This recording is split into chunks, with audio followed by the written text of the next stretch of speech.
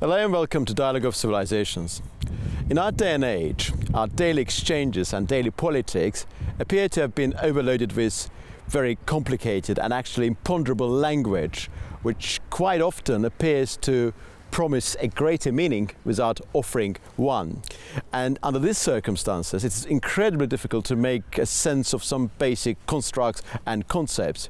Of course, not everything that we hear should be taken for granted. Not everything that we do take for granted should be taken for granted by others. And of course, in reality, the subjects that we discuss are more complicated than they may appear to be.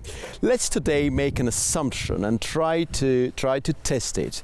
Well, it has been said by many scholars and authorities that in the aftermath of some of the latest developments happening across the world, the instances of Islamophobia have increased numerically, but also they have been augmented in terms of their character and scope.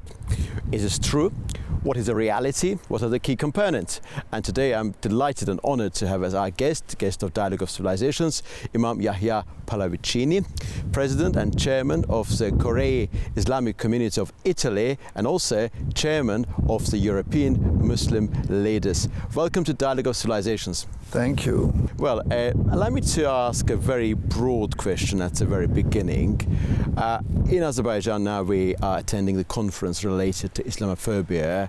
It is the third conference of this kind.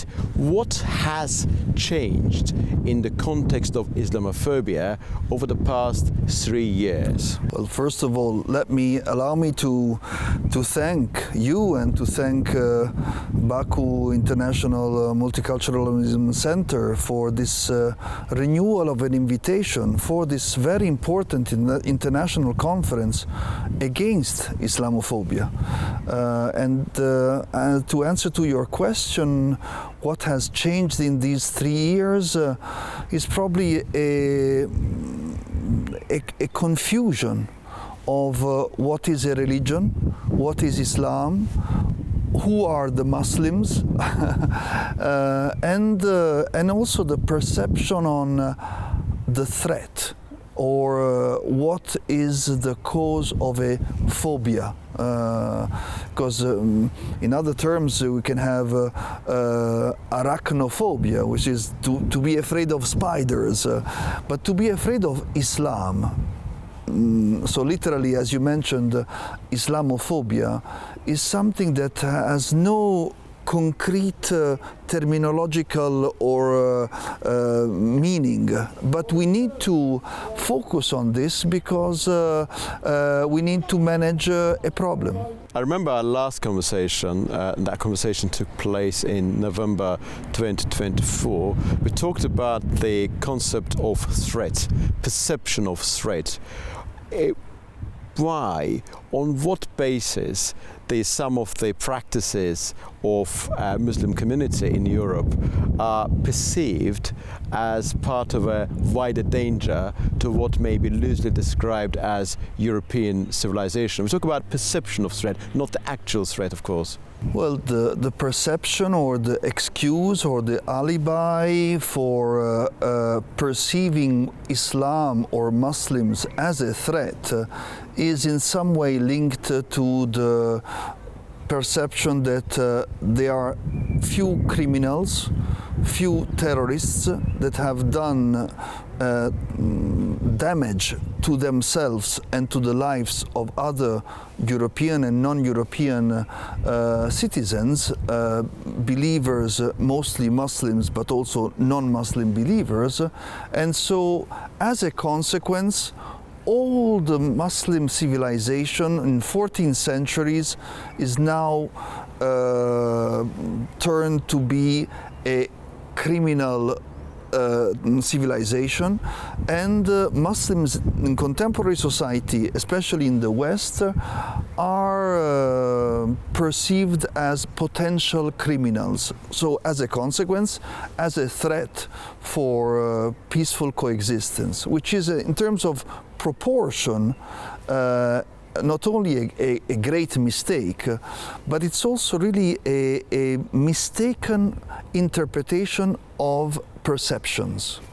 And talking about the perception, there is another element which, of course, has been articulated by some European politicians.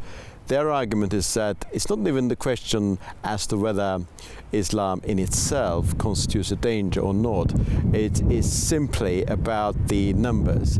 If there's going to be a sufficient number of practitioners of the religion within the confines of Europe, they will take over, and there will be Muslim majority of European countries, and that will militate against the parent culture of European civilization. Some of them are saying that we have absolutely no problem with Islamic civilization and Muslim communities existing within the European civilization, but we do not want the parent culture, which is quite often being loosely described as Judeo-Christian sort of civilization, being damaged and losing its centrality, they'd say. What do you make of that proposition?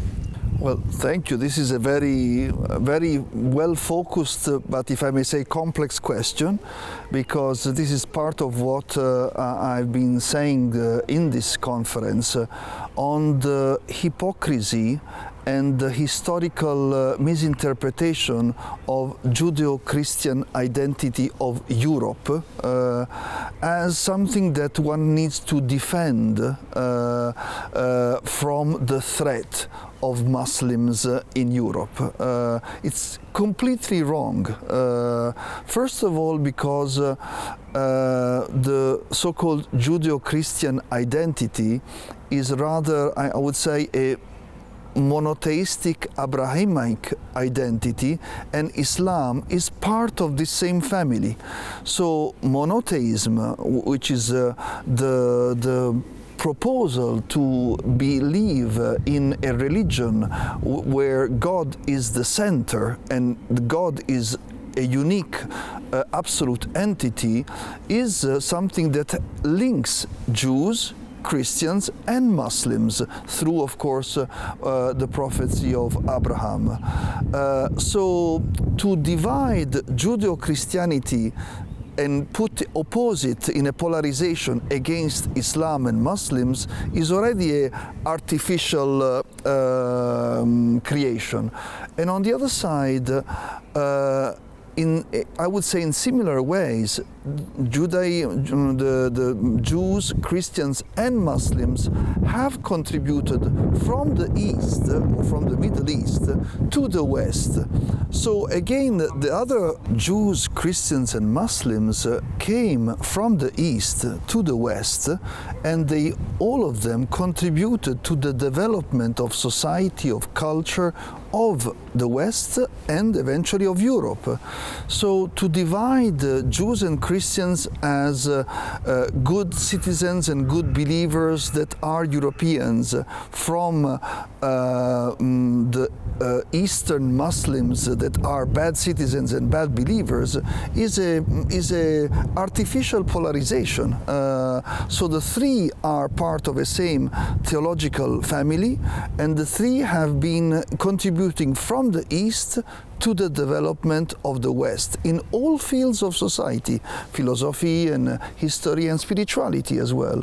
So I think this is something that is more true than this artificial Judeo-Christian Western standardization. On the other side, if I may say, there is also another confusion, which is to link Western modernity or secular philosophy or postmodern democratic system with a Judeo-Christian link, and to show that Islam has nothing to do with modernity, with democracy, or with a progressive vision of life. And this is again something which is not honest in terms of misleading interpretation, because part of the development of philosophical thought, of history, of society, and even of politics is part of a contribution of all citizens and believers. and Islam and Muslims are part of this. So this confusion in polarization, which is sometimes then linked to the contemporary threat of terrorism, is creating a bubble of on Islamophobia, which needs to be really managed in a much more clear, honest and focused way. Is there such a thing as European Islam? Quite often I've heard some analysts, scholars saying that there is a version of Islam which exists within the confines of Europe, which accepts secularism as a mode of living. It is still true to some of the fundamental tenets of Islam, but still it has been somewhat molded into European lifestyle. There are those who say that this is a very artificial, surface level of understanding what is happening. What do you make of this concept? Well, this is a very true challenge, because sometimes you have European politicians in contemporary times, as you mentioned, that are trying to create a new artificial European Islam, which according to them needs to fit in some standards that is the principles of secular way of life. So in other terms, they are in somehow trying to say, we accept Islam, but at the condition that it jumps out from any traditional religious, sacred, spiritual dimension, and it's only part of a secular, postmodern behavior in the West. While a more honest approach, even in terms of management of pluralism and citizenship, is to accept that Islam, together with Christianity, Judaism and other faith-based communities, is among the spiritual dimensions of life with its own grammar, but Muslims, as Christians and Jews, have the challenge to try to be consistent with their faith in a transcendental dimension, but also be responsible as citizens on the development of their country in postmodern Europe. So it's not one thing against the other. Is being a good citizen in contemporary postmodern times, but having the connection or the link between the heart following the concentration on universal spiritual values and the mind being consistent in the duty of trying to serve as a citizen in the context of this contemporary society. And what sort of bearing this will have, this transcendental spiritual beliefs of a given individual, on his or her attitude towards the state? Do we have a link? Do we have a religion-informed understanding of what the citizenship should be all about, or we do not have any link there, or if the link is there, it's still quite tenuous?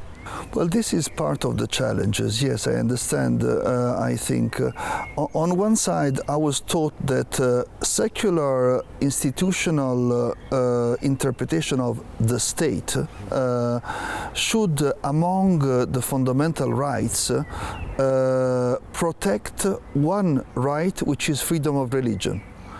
So, according to the modern secular concept, freedom of religion is part of the fundamental rights, which means that pluralism and the dignity of every believer should be part of something that the state in Europe or elsewhere needs to protect. So this is not a discussion on a faith-based, it should not be even a discussion on a secular base. This is something that is within the constitution of a modern state.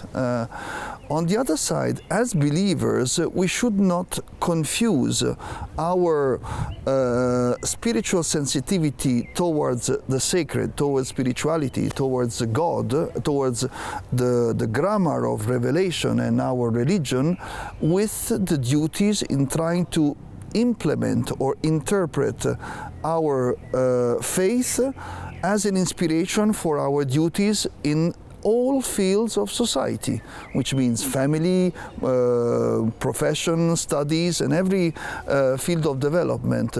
And this is, I think, the great challenge of all believers, not only of Muslims. I can say that this is something that the rabbis teach to their Jewish students in Europe, and it's the same challenge of the doctrine of social behavior within the Christian Catholic Church for Christians. So it's how to link and how to manage the challenge of what, as you mentioned, what is transcendental and what is immanent, the duties towards God and the duties as a citizen. And they are not in conflict, but of course they are maybe two different grammars, and something which is more heart-oriented and something which is more rationally mind-oriented. Some of connection between them is also not out of the question, after all. I suppose we're not favoring clear-cut dichotomy when it comes between transcendental and immanent. I would like to move back to the original point I made during the introduction about making a proposition or making an assumption and testing it, or just simply critically examining it. It has been said, and it was mentioned today during the conference, that over the past couple of years, in the aftermath of the geopolitical changes and global conflicts, instances of Islamophobia have increased numerically, and also their substance has been changed. It has assumed a more sort of a dangerous sort of shape. Do you take it for granted? If so, why?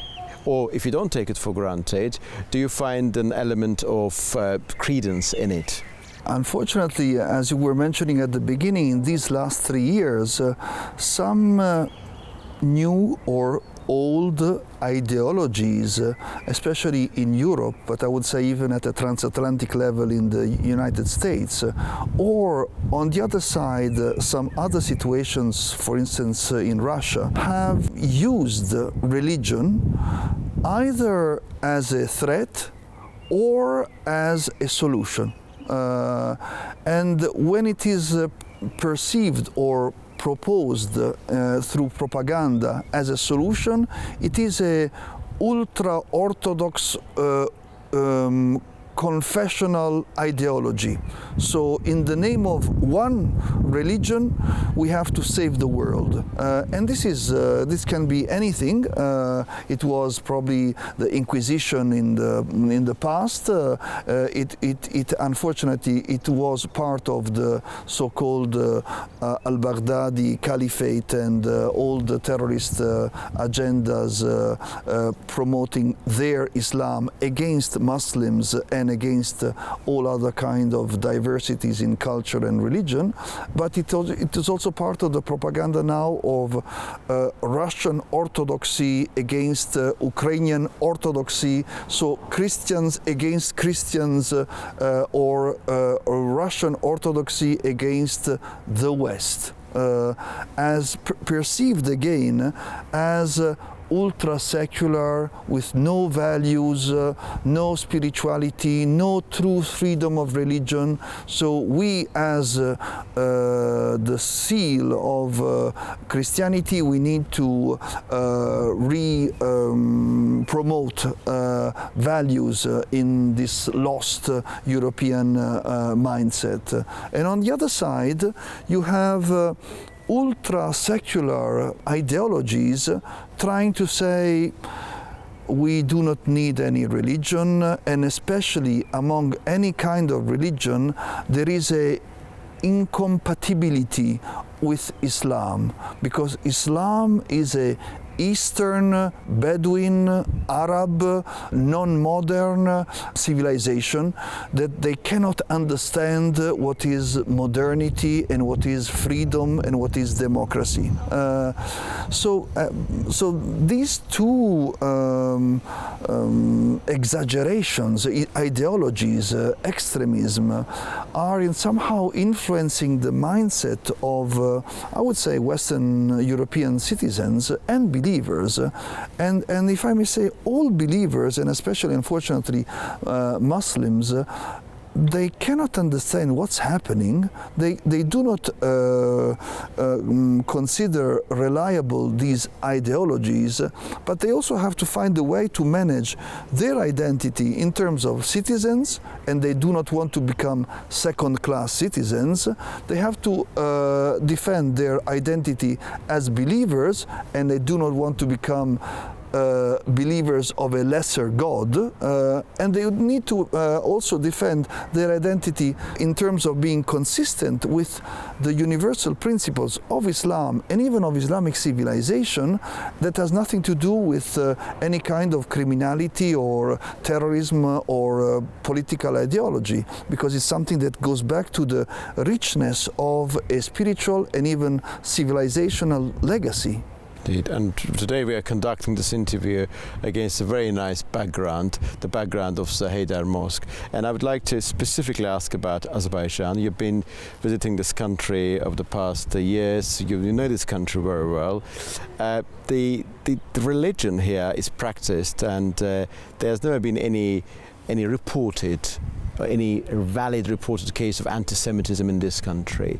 It looks like that the atmospherics here in this country, the cultural legacy, actually has somewhat promoted tolerance, promoted mutual understanding of coexistence. But of course, some others may argue that there are problems as well.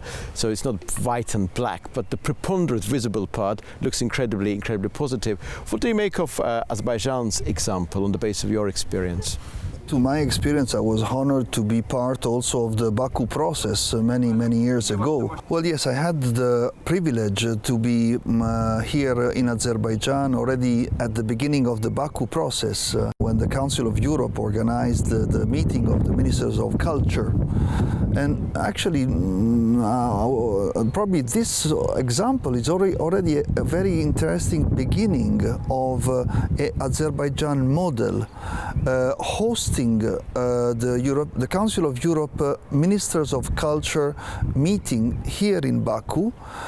And this is a symbolic meeting, because this means that all the European Ministers of Culture were discussing how to manage and improve and develop the vision of a unity in diversity of culture in Baku.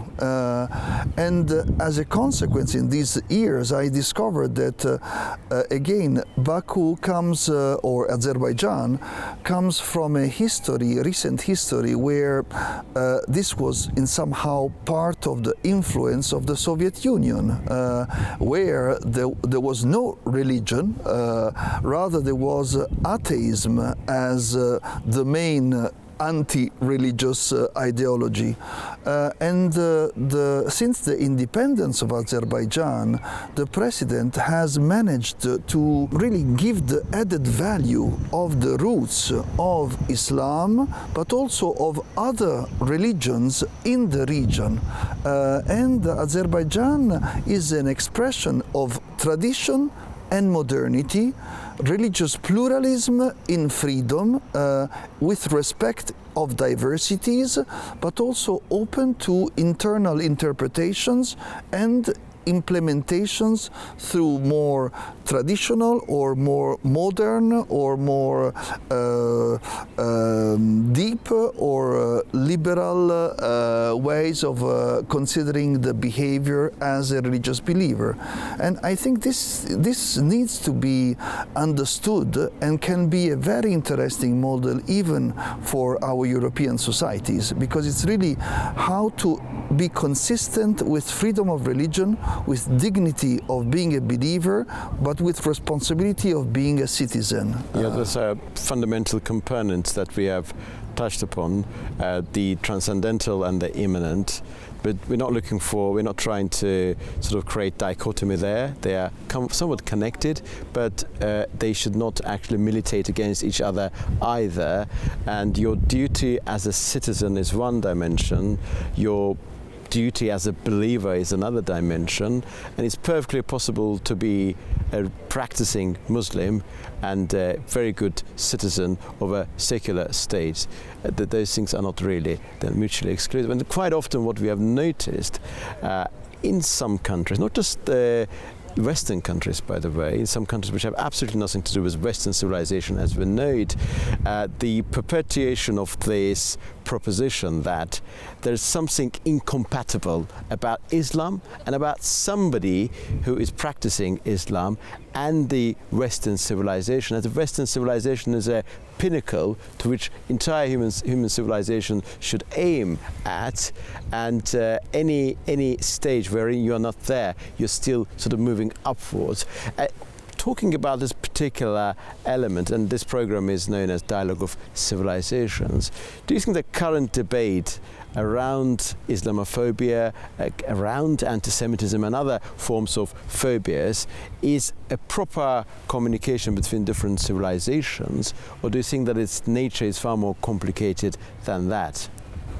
Well, if I may say, I think that the creation of the term Islamophobia, although I agree with the director of the Baku International Multiculturalism Center, where he said, of course, there is an importance to try to analyze terminology, but the problem is far to be managed and solved only according to a terminological approach. But I'm afraid that the creation of this phobia or Islamophobia is an artificial shortcut in order not to have the honesty to study, learn, understand what are the challenges of contemporary society and how to manage the complexities of our contemporary society in the positive and in the negative situations. So a artificial shortcut is to find the enemy. The enemy that was invented is Islam, but to create a philosophical, psychological solution, Islamophobia was somehow created. And on the other side, if I may go back to your question, because I really like the way you showed the artificial dichotomy. There is this dichotomy between what is absolute and what is relative. And every religion has always tried to guide and inspire believers to try to not to confuse, but to link a transcendental dimension with an immanent responsibility. I think in some way Islamophobia comes out when one wants to create a confusion between what is absolute and what is relative. So the absolute enemy is Islam, and the relative challenge is how to manage phobia. But as you mentioned, this dichotomy and this proposal or propaganda is completely wrong, because every religion teaches every believer to be consistent with certain, to concentrate on God, but also to be very careful to be someone who cares for his responsibility as a person and as a citizen in this world. So to be a religious believer, even in Islam, does not mean to care less or to be careless on what happens in contemporary society or on your duties as a man or as a woman, as a father or as a mother, as a citizen or as a professional. Actually, it's exactly the opposite. You try to do and behave and be what you are, trying to discover also a transcendental link with the temporal duties that you have. And on the other side, I feel that sometimes some ultra secular interpretations would rather propose their citizens to forget about God, concentrate only as an absolute duty to be a good citizen. And they are creating a new set of values that are completely incompatible with transcendental values or eternal values or absolute values. Imam Yahyâ Pallavicini, thank you very much indeed for this absolutely enlightening, elucidating and very, very revealing conversation. I'm so grateful to you. Thank you very much. Thank you very much indeed. Well, I've just conversed with Imam Yahyâ Pallavicini about a wide range of issues related to Islamophobia, its current manifestations, European civilization, place of Muslim communities within the confines of the continent, and many other related matters. Well, as Imam Yahyâ Pallavicini said, in pursuit of the transcendental and with full knowledge of the immanent, let us live our lives, let us respect each other, let us improve our knowledge about a wide range of issues. We shouldn't take anything for granted, but anything that is taken granted by us is probably unquestionably ours. See you very soon indeed.